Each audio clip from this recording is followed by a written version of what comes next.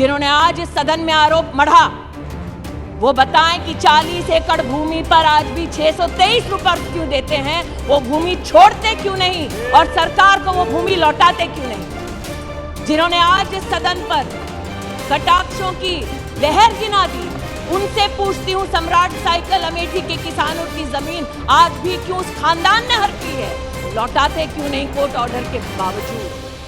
मेरे संसदीय क्षेत्र में महामहिम राष्ट्रपति जी के अभिभाषण को अगर मैं अमेठी की दृष्टि से देखूं तो हमने क्या पाया, क्योंकि 50 वर्ष खोया बहुत मेरे संसदीय क्षेत्र ने। आज इस सदन में एक सज्जन जिनको अमेठी ने मैजिक दिखाया और विधानसभा के चुनाव में 4 विधानसभा क्षेत्रों की सिक्योरिटी डिपॉजिट भी जब्त कराई, ऐसे सज्जन ने हमारे प्रधान सेवक पर कटाक्ष किया।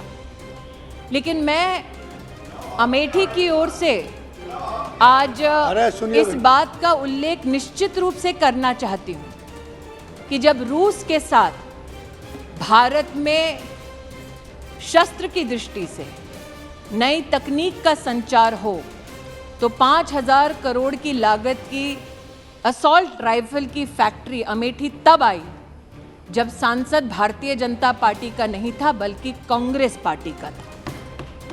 राष्ट्र के संरक्षण के लिए अपने पराये का भेद ना कर ये उत्तम उदाहरण मेरे संसदीय क्षेत्र में प्रस्तुत करने के लिए मैं देश के प्रधान सेवक का आभार व्यक्त करती हूँ। महामहिम राष्ट्रपति जी ने अपने अभिभाषण में नारी की प्रतिभा, नारी के योगदान और राष्ट्र के भविष्य के निर्माण में नारी की भूमिका को उल्लेखित किया है। आज इस सदन में हमारी एक वरिष्ठ नेता हैं जो निश्चित रूप से महिलाओं की दृष्टि से महामहिम राष्ट्रपति जी के अभिभाषण पर अपने विचार व्यक्त करेंगी, लेकिन एक छोटा सा अपनी ओर से मेरा प्रयास है कि इस सदन को मैं अवगत कराऊं कि ग्रामीण अंचल में महिलाएं जो सेल्फ हेल्प ग्रुप के माध्यम से अपने परिवार को आर्थिक रूप से सशक्त करती हैं, उनका यूपीए के कार्यकाल में और मोदी सरकार में क्या स्थान रहा। हम सब इस बात को जानते हैं कि एक सदस्य ने यहाँ चुनाव का उल्लेख किया कि एक चुनाव से पहले एक बहुत ही प्रचलित इंटरव्यू था जिसमें विमेन्स एम्पावरमेंट की बार बार बात हुई, लेकिन वो शब्द धरती पर कितने फलीभूत होते हैं उसका मैं एक प्रमाण यहाँ देना चाहती हूँ। 2009 से लेकर 2014 तक देश भर में सिर्फ 19 लाख सेल्फ हेल्प ग्रुप्स को भारत सरकार से सहायता मिलती थी। मोदी सरकार में ये संख्या बढ़कर अब 81 लाख हो गई है। 2009 से लेकर 14 तक जो राशि इन सभी सेल्फ हेल्प ग्रुप्स को दी गई वो लगभग 80,000 करोड़ थी, लेकिन मोदी सरकार में 2014 से लेकर 2022 तक ये राशि बढ़ाकर 4,93,000 करोड़ रुपया की गई। मैं प्रधान सेवक जी का विशेष आभार व्यक्त करती हूँ कि विमेन्स डेवलपमेंट के मात्र नारे को ट्रांजिशन करके राष्ट्र का अगर उत्थान करना है तो उसमें अहम भूमिका नारी की होनी चाहिए। मात्र इस एक सेल्फ हेल्प ग्रुप के आवंटन से ही आज वो प्रतिबिंबित होता है कि नारी और विशेषतः ग्रामीण अंचल की महिला की प्रतिभा पर देश के प्रधान सेवक को कितना नाज है और कितना विश्वास है। महोदय, स्वास्थ्य मंत्री जी यहाँ उपस्थित हैं। मैंने सदन में पहले भी कहा, आज भी कहती हूँ, हमारे समाज में, ग्रामीण अंचल में, गरीब तबके में महिला को अगर आप कभी पूछें साल 2014 से पहले कि क्या सार्वजनिक रूप से सर्विक्स कैंसर का और ब्रेस्ट कैंसर का कहीं भी उल्लेख होता था, ग्रामीण अंचल और गरीब तबके की महिला ये कहेगी कि इसका उल्लेख सामाजिक दृष्टिकोण से ना हो, ऐसा नहीं था। साधन उपलब्ध नहीं थे गरीब महिला को, इसलिए वो चर्चा में इस विषय को नहीं लाती थी। आज भी हजारों सैकड़ों महिलाएं ऐसी हैं कि अगर बुखार भी आ जाए तो अपनी नहीं अपने परिवार की पहले चिंता करती है। मैं आभार व्यक्त करती हूँ देश के प्रधान सेवक का और अभिनंदन करती हूँ स्वास्थ्य मंत्री जी का कि आयुष्मान भारत योजना के अंतर्गत 31 करोड़ कैंसर की स्क्रीनिंग हुई, जिसमें से लगभग 13 करोड़ से ज़्यादा देश की गरीब महिलाएं थी। ऐसा नहीं था उस महिला को पता नहीं था कि ब्रेस्ट का कैंसर हो, सर्विक्स का कैंसर हो तो उसे किस प्रकार की सुविधा चाहिए। वो बोझ नहीं बनना चाहती थी, चर्चा नहीं करना चाहती थी, तिल तिल कर मरती थी। आज आयुष्मान भारत के माध्यम से उसे ये सुरक्षा का कवच दिया, ये आत्मीय और मानवीय काम किया। इन्हीं मानवीय मूल्यों का उल्लेख महामहिम राष्ट्रपति जी के अभिभाषण में था। चूंकि स्वास्थ्य मंत्री यहाँ बैठे हैं, अध्ययनशील है, निशिकांत जी का आज मैंने भाषण सुना, वो मैजिक ऑफ नंबर्स की बात कर रहे थे। 50 लाख से लेकर 90 करोड़ की यात्रा का उल्लेख कर रहे थे। अब हम संसदीय क्षेत्र जो मुख्यतः ग्रामीण है वहाँ से हैं, एक मैजिक वहाँ भी हुआ। और महोदय आपकी अनुमति से निशिकांत जी ने आज कहा वो सब ऑथेंटिकेट कर सकते हैं, कुछ कागज मैं भी लाई। 1981 में एक फाउंडेशन ने जो काफी विख्यात है अमेठी में, उन्होंने लगभग 40 एकड़ जमीन ली और वहां की सरकार से कहा, तब सरकार किसकी थी जो इतिहास के विद्यार्थी हैं वो भलीभांति जानते हैं, उसकी प्रति मेरे हाथ में है। वहां पर यह कहा गया कि आप जमीन दे दो 40 एकड़ हमें और हम अमेठी की गरीब जनता के लिए एक मेडिकल कॉलेज बना देंगे। 40 एकड़ जमीन का मैजिक 623 रुपए में।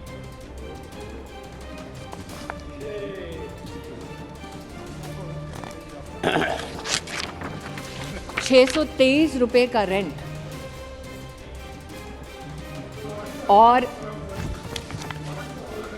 सूरज जी सुनिए, 623 रुपए का रेंट 30 साल तक 30 साल तक अमेठी के गरीब नागरिकों को ये बार बार कहा गया कि आपके लिए मेडिकल कॉलेज खोल देंगे जी।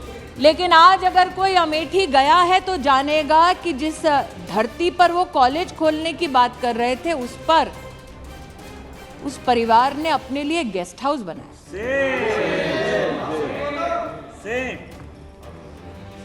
मैंने स्वास्थ्य मंत्री जी का उल्लेख इसलिए किया कि अपना और पराये का भेद ना हो।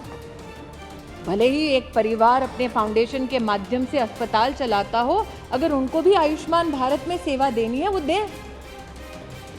उसका प्रतीक स्वास्थ्य मंत्रालय के माध्यम से, मोदी सरकार के माध्यम से मैंने अपने संसदीय क्षेत्र में देखा।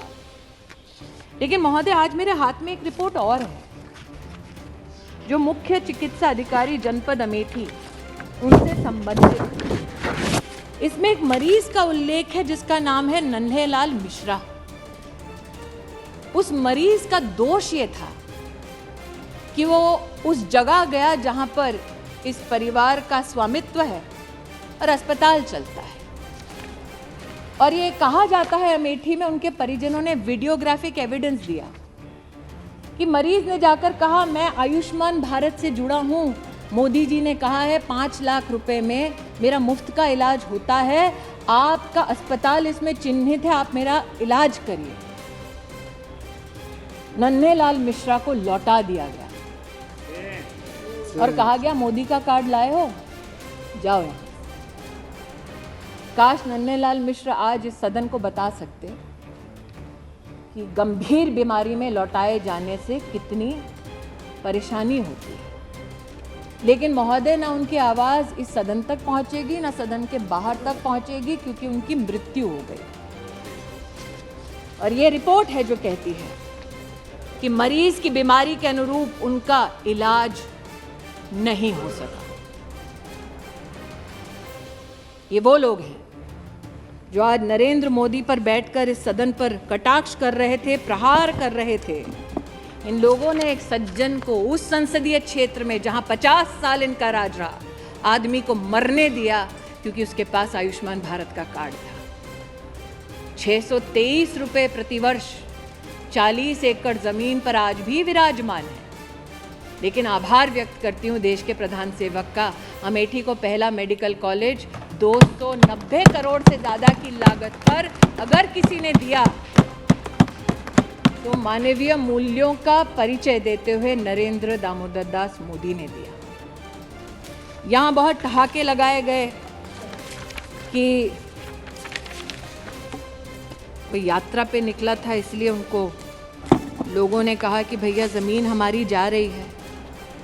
मैं उनसे कहना चाहती हूँ, अगर गरीब की इतनी चिंता है तो पहले सम्राट साइकिल, अद्भुत दृश्य था महोदय, सिर्फ 1980 के दशक में अस्पताल के नाम से झांसा नहीं दिया गया, कहा गया आइए इन्वेस्ट कीजिए, अपनी फैक्ट्री खोलिए, और फैक्ट्री खुलवाई गई। मुझसे ज़्यादा अर्थशास्त्र के ज्ञानी निशिकांत जी इसलिए वो मैजिक बता पाएंगे कैसे हुआ। कहा गया आइए फैक्ट्री लगाइए, फैक्ट्री का शिलान्यास करने हम आएंगे, फीता काटेंगे, अचानक फैक्ट्री वो बंद हो जाती है और ज़मीन फाउंडेशन को चली जाती है। फैक्ट्री की ज़मीन है ताकि वहाँ पर नया साधन इंडस्ट्रियल खड़ा हो सके, मैन्युफैक्चरिंग हो सके, कागज़ पर दस्तावेज पर चिन्हित है कि आप यहाँ पर सिर्फ कमर्शियल एक्टिविटी कर सकते हैं, लेकिन अचानक वो ज़मीन परिवर्तित हो जाती है परिवार के पास, और वो परिवार अभी है भाई साहब, अभी बताती हूँ और डेट्स, वो परिवार उस ज़मीन को लेता है, उनके फाउंडेशन में लिखा आप कमर्शियल एक्टिविटी नहीं कर सकते, इतने साल वो ज़मीन खाली नहीं करते। वहां का किसान कोर्ट जाता है इस परिवार के खिलाफ, कोर्ट का आदेश लाता है और वो उस आदेश का हनन करते हैं, आज भी उस जमीन पर बैठे हैं और इस सदन में आकर गरीबों की बात करते हैं। ये एक और आज यहाँ पर नहीं सुरेश जी, समझ आ रहा है, नहीं है, ये भी प्रति है महोदय, ये भी प्रति है महोदय। एक आधुनिक भारत के निर्माण के लिए जरूरी है कि हर गरीब तक, मध्यम वर्गीय परिवार तक सुविधा पहुंचे। अब चूंकि राष्ट्रपति अभिभाषण में आधुनिक भारत के निर्माण की बात हुई है, तो इसलिए महोदय कहना जरूरी है कि प्रधान सेवक ने कहा कि सिर्फ चुनिंदा शहर नहीं बल्कि आधुनिक तत्व प्रगति के हर गांव, हर जिले तक पहुंचे। एक अचंभित करने वाला नजारा और है, फुर्सतगंज नाम का एक एयरपोर्ट, जहां पर सिर्फ परिवार से संबंधित एकेडमी है, जमीन है सरकार की, लेकिन परिवार ने अपने नाम से, बेटा और बेटी के नाम से हॉस्टल खोल दिया है। यहाँ पर प्रधानमंत्री जी नेताजी सुभाष चंद्र बोस के नाम से इंफ्रास्ट्रक्चर बनाते हैं, सरदार वल्लभ भाई पटेल के नाम से इंफ्रास्ट्रक्चर बनाते हैं, वहाँ पर राहुल जी के नाम से, प्रियंका जी के नाम से हॉस्टल बना है सरकारी जमीन। और बोर्ड पर वो जब थे तो उन्होंने उस पूरी अकादमी के संचालन के लिए किसी हिंदुस्तानी को नहीं, किसी विदेशी कंपनी पर विश्वास किया। उस विदेशी कंपनी ने उस एयरपोर्ट का क्या हश्र किया, यहाँ पर उस रिपोर्ट में उल्लेखित है। लेकिन आज इस एयरपोर्ट का मैं उल्लेख यहाँ इसलिए कर रही हूँ महोदय कि एक बार सदन में मैं बोल चुकी हूँ कि हमारे यहाँ तिलोई नाम की एक विधानसभा है, वहाँ पर 30 साल से एक बस अड्डा बना दो, ये हमारी जनता जनार्दन कहती रही। बस अड्डा भी पहली बार तब बना जब प्रदेश में योगी सरकार बनी, देश में मोदी सरकार। और आज अमेठी के सांसद के नाते मैं आनंदित हूँ कि फुर्सतगंज एयरपोर्ट को अब उड़ान की स्कीम में सम्मिलित कर लिया गया है और अब अमेठी का साधारण नागरिक भी हवाई सेवा का इसमें फायदा उठा सकता है। इस बात से कोई इनकार नहीं कर सकता कि अमेठी की एक बार चर्चा होती थी और मैंने राष्ट्रपति जी के अभिभाषण का विशेष उल्लेख इसलिए भी किया, महामहिम राष्ट्रपति जी एक बहुत ही गरीब सामान्य परिवार से हैं और इस सरकार की एक बहुत बड़ी मानवीय उपलब्धि है कि पद्म पुरस्कार उनको जाता है जो धरातल पर काम करते हैं, मानवीय काम करते हैं, राष्ट्र का नाम रोशन करते हैं बिना इस अपेक्षा के कि उन्हें सम्मानित किया जाएगा, जिसे सालों साल वीआईपी कॉन्स्टिट्यूएंसी कहा जाता था। वहाँ परिवार से संबंधित नेताओं को तमगा जरूर मिलता था, लेकिन अमेठी में पहली बार एक बेटी को स्पोर्ट्स में पद्म पुरस्कार अगर किसी ने दिया तो वो शोभा अमेठी की बढ़ाई हमारे प्रधान सेवक ने और वो आशीर्वाद दिया महामहिम राष्ट्रपति जी ने। मैं सुधा उस बेटी की ओर से आज आभार व्यक्त करती हूँ। महामहिम राष्ट्रपति जी, हाँ, मैं माइनॉरिटीज़ की भी वो बात करना चाहते हैं। मैं माइनॉरिटीज़ की भी महोदय, वैसे आपका महोदय निर्देश ये रहता है, आपका ये निर्देश रहता है महोदय की सिर्फ चेयर जो रानी जी के वक्तव्य के अलावा कुछ भी रिकॉर्ड में और जो निजी वक्तव्य दे रहे हैं ताकि मैं भाषण अपना बंद कर दूं, उनको ना सुनो। तो मैं बताना चाहूंगी महोदय, महिला और माइनॉरिटी दोनों जो शायद इनको शर्मसार कर दे, हज की कली पॉलिसी देश में प्रस्तावित हुई और जब इनकी सरकार थी जो इस वक्त चिल्ला रहे हैं, तब हज की एक एक एप्लीकेशन के लिए पैसा लिया जाता था। जो हज पे नहीं जा रहा उससे भी पैसा लिया जाता था और पहली बार फॉर्म के लिए पैसा गरीब मुसलमान को ना भरना पड़े, ऐसी पॉलिसी मोदी सरकार लाई। 50,000 रुपए हज की यात्रा, उसमें कम खर्चा करना पड़ेगा गरीब को, ये भी कदम मोदी सरकार ने उठाया और भारत की तिजोरी से पैसा निकालकर ये नहीं किया, अनुशासित प्रशासनिक ढांचे के माध्यम से ये किया। आज जिस लोन की ये बात करते हैं, जब इनकी सरकार थी तो मात्र 100 करोड़ का लोन इन्होंने दिया अपनी सरकार में। मोदी सरकार ने माइनॉरिटी में 21,000 से ज्यादा छात्रों को 280 करोड़ रुपया से ज्यादा पैसा दिया। ये छलते रहे देश में माइनॉरिटीज को, ये कहते हुए कि ये इनके हमदर्द हैं। और आज जो मुझसे पूछते हैं कि आपने क्या किया, महिला का अगर आप जेंडर बजट देखें महोदय, तो 2014 में जब इनकी सरकार थी और जो बजट अभी घोषित हुआ है, उस पूरे बजट में जेंडर बजट एक एक मंत्रालय में 130% का इजाफा हुआ है। जवाब दें कि जब इनकी सरकार थी तब इन्होंने महिला को केंद्र बिंदु बनाकर इस प्रकार का आवंटन क्यों नहीं किया। मैं आज दिनकर जी को याद करती हूँ। राष्ट्रकवि ने कहा था, प्रण करना है सहज, कठिन है लेकिन उसे निभाना। सबसे बड़ी जांच है व्रत का अंतिम मोल चुकाना। संकल्प मोदी ने किया और इसीलिए आज कीमत चुकाते हैं जब आप बिना किसी तथ्य के उन पर कटाक्ष करते हैं, उन पर आरोप मढ़ते हैं। जिन्होंने आज इस सदन में आरोप मढ़ा वो बताएं कि 40 एकड़ भूमि पर आज भी 623 रुपए क्यों देते हैं, वो भूमि छोड़ते क्यों नहीं और सरकार को वो भूमि लौटाते क्यों नहीं। जिन्होंने आज इस सदन पर कटाक्षों की लहर गिना दी, उनसे पूछती हूं, सम्राट साइकिल अमेठी के किसानों की जमीन आज भी क्यों उस खानदान ने हड़पी है, लौटाते क्यों नहीं कोर्ट ऑर्डर के बावजूद। लेकिन ये मात्र जमीनों की बात नहीं है महोदय, कुछ और तथ्य हैं जो इनको शर्मसार करेंगे। जहां 50 साल एक खानदान ने प्रतिनिधि बनकर इस देश की संवैधानिक स्थानों पर, कुर्सियों पर हक जताया, उन लोगों का उन्होंने क्या हश्र किया, आज मैं बताना चाहती हूं। महामहिम राष्ट्रपति जी ने अपने अभिभाषण में कहा कि प्रतिदिन सरकार प्रधानमंत्री आवास योजना के अंतर्गत 11,000 घर बनाती है। मैं कहना चाहती हूं कि अमेठी में महोदय 93,000 घर हमारी सरकार ने बनाकर दिए। मतलब लगभग 4 लाख लोगों के पास अमेठी में सर पर छत नहीं थी महोदय, जहां 50 साल इन लोगों का राज रहा। महोदय, आज मैं बताना चाहती हूँ, महामहिम राष्ट्रपति जी ने अपने अभिभाषण में उल्लेख किया कि 55,000 गैस के कनेक्शन प्रतिदिन दिए गए सरकार द्वारा। अमेठी में 2,14,440 लोगों को जीवन में पहली बार गैस का कनेक्शन तब मिला जब मोदी की सरकार बनी।